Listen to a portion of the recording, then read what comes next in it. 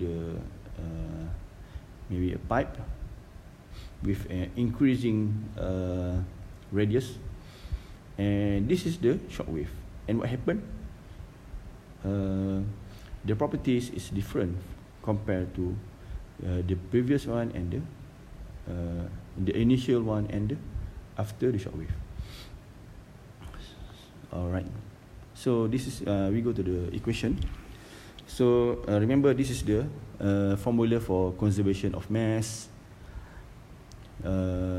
formula of conservation of energy, and also formula for conservation of momentum.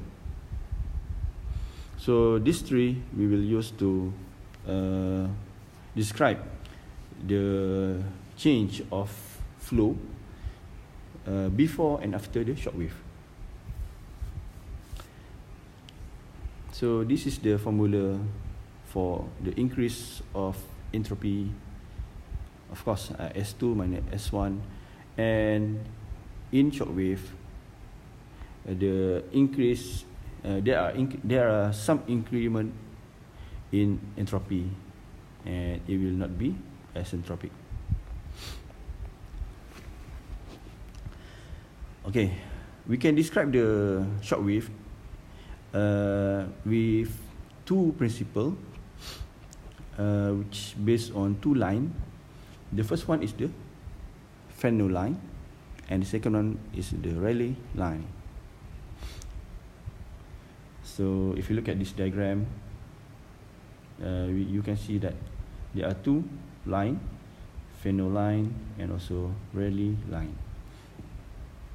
Alright. So Fresnel line, what is Fresnel line? This line is based on the two formula, i.e. the conservation of mass and also conservation of energy. And when we combine these two formula and we plot the formula according to the H versus S diagram, like here, S, H, the enthalpy against the entropy diagram, we will create a line like this. This is the Fresnel line. And for Rayleigh line, the difference between Rayleigh line and Fresnel line is, for Rayleigh line, we combine the formula of conservation of mass and formula of conservation of momentum to create the description, the behavior between the enthalpy and the entropy. So this is the Rayleigh line. Okay, so again I want to show you, this is the formula that we use to create these two lines, and each line only use two type of two formula.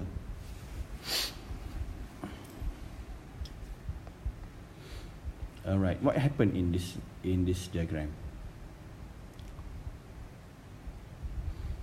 If you look at here, there is increment in entropy from S1 to S2, and also there are some increment in enthalpy from H1 to H2. And what is the similarity between this, the Fresnel line and the Rayleigh line is the starting of the shock wave. If you look at here, this is the shock wave. The starting point and the ending point of the shock wave is similar for both line, Rayleigh line and Fresnel line.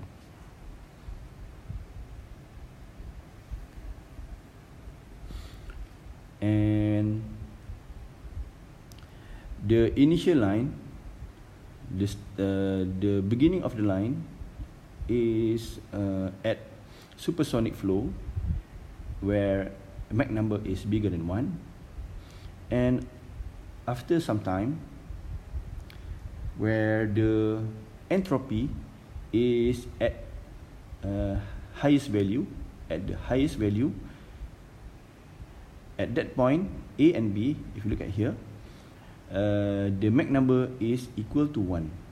So that is the flow speed is sonic speed. and afterward the flow become slower and become subsonic flow where the Mach number is lower than 1. If you look at here, this two line.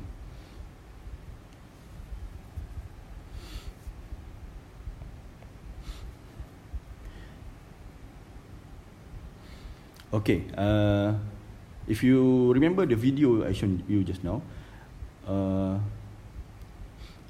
how is it the shock wave, is it strong or weak? We can describe the shock wave either strong or weak. How to know? If we have the initial supersonic velocity has high speed, supersonic has a different level of speed, which is Mach number can be either 2 or 3 or 4. So if Mach number is equal to 2, that means the speed is double the sound speed. If Mach number is 3, it's triple the sound speed.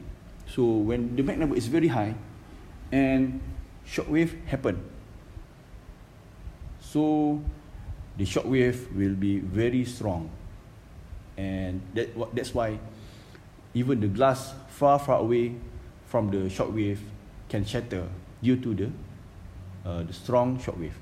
But if the initial supersonic flow has low Mach number and shock wave happen, the shock wave will not be very strong, and we can consider it as weak shock wave. Right. So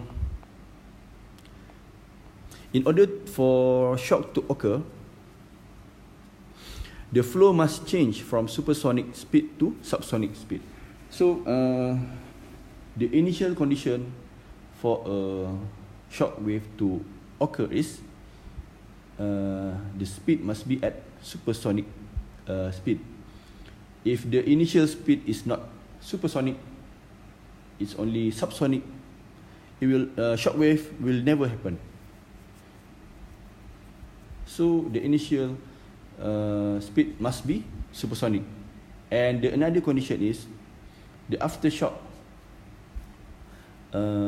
After the shock wave, the flow must be in subsonic speed, and that's how we change. That's how we describe the shock wave. So I hope you understand this diagram. Now we continue.